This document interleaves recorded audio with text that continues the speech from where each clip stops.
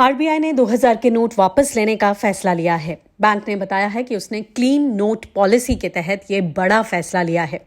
RBI ने यह भी बताया है कि 2000 के नोट 30 सितंबर तक बैंकों में वापस किए जा सकेंगे।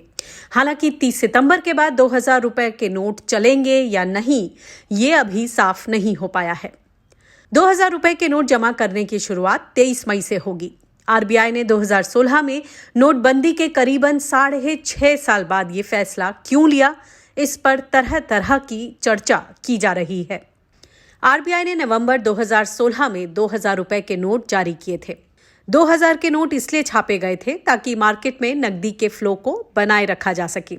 साथ ही नोटबंदी के तहत उस वक्त मौजूद 500 और 1000 रुपए की जो करेंसी हटाई गई थी, उससे बाजार और अर्थव्यवस्था पर असर पड़ रहा था। इसी असर को कम करने के लिए 2000 रुपए के नोट लाए गए थे। आरबीआई के मुताबिक 2000 रुपए के तकरीबन 89% नोट मार्च 2017 से पहले ही जारी किए गए थे। ये नोट 4-5 साल तक अस्तित्व में रहने की सीमा पार कर चुके हैं या पार करने वाले हैं। आरबीआई का कहना है कि चलन में मौजूदा 2000 रुपए के इन नोटों की संख्या अब काफी कम है। 31 मार्च 2018 को 6.73 लाख करोड़ रुपए के नोट सर्कुलेशन में थे, यानी कुल नोटों में 2000 रुपए की हिस्सेदारी 37.3% थी। 31 मार्च 2023 को ये आंकड़ा घटकर 3.62 लाख करोड़ रुपए ही रह गए, यानी बाजार में 2000 रुपए के नोटों की हिस्सेदारी लगातार घटती जा रही थी।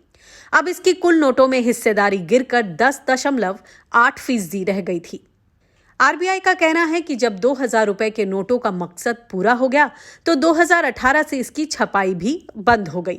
नोटबंदी के बाद 2000 रुपए के नोट तब बाजार में लाए गए थे जब दूसरे मूल्य के बैंक नोट पर्याप्त मात्रा में उपलब्ध नहीं थे।